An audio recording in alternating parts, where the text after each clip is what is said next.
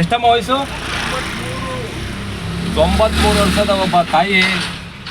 ಯಾರೂ ಇಲ್ಲ, ಮಕ್ಳು ಯಾರೂ ಇಲ್ಲ? ಯಾರೂ ಇಲ್ಲ, ಮಕ್ಳು ಯಾರೂ ಇಲ್ಲ.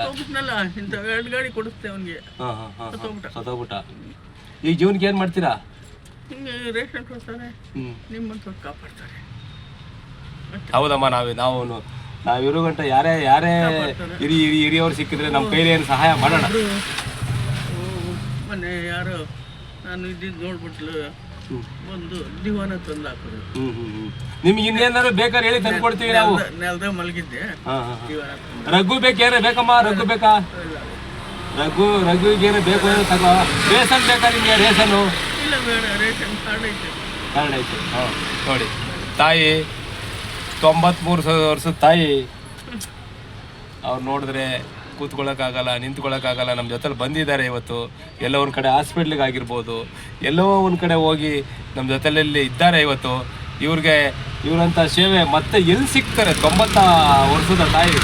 ಅಮ್ಮ, ನಾವಿದ್ದೀವಮ್ಮ, ನೀವೇನೇ ಬೇಕು ಅಂದ್ರೂ ನಿಮಗೆ ನಾವು ನಿಮ್ಮ ಮನೆ ನೋಡ್ಕೊಂಡಿದ್ದೀವಿ, ಇಲ್ಲೇ ಇಳಿಸ್ತೀವಿ. ನಿಮ್ಮಲ್ಲಿ ನಾವು ಯಾವುದು ಎಲ್ಲೇ ಕರ್ಕೊಂಡೋಗಿ ಎಲ್ಲೇ ಬಂದರೂ ನಾವು ಕಾಸು ತಗೊಳ್ಳಲ್ಲ. ಹಾಸ್ಪಿಟ್ಲಿಗೆ ಹೋಗಲಿ, ಎಲ್ಲೇ ಬಂದರೂ ನಾವು ತಗೊಳ್ಳಲ್ಲ, ನಿಮ್ಮ ಹತ್ರ ದುಡ್ಡು ತಗೊಳ್ಳಲ್ಲ. ಎಲ್ಲೂ ಹೋಗ್ಬೇಡ.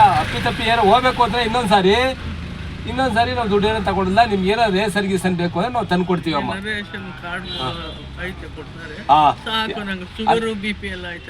ಹುಷಾರಿಲ್ದ ಹೋದ್ರೆ, ನಿನಗೆ ಹುಷಾರಿಲ್ದ ಹೋದ್ರೆ ಏನೋ ತಂದು ಕೊಡ್ತೀನಿ. ಏನಾರ ಹಣ್ಣು ಗಿಣ್ಣು ಏನಾರ ಬೇಕು, ಏನು ಬೇಕಾದ್ರು ಕೊಡೋಣ. ಇದು ತಗೊಳ್ಳಿ, ಪಪ್ಪಾಯ ಐತೆ. ರಾಗಿ ಅಂಬ್ಲಿ, ರಾಗಿ ಮುದ್ದೆ,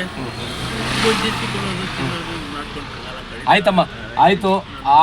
ಸರಿ ಆಯ್ತಮ್ಮ, ನಮ್ಮ ಕಡೆಯಿಂದ ನಿಮ್ಗೊಂದು ನಮ್ಮ ಕಡೆಯಿಂದ ನಿಮ್ಗೊಂದು ಸೇವೆ.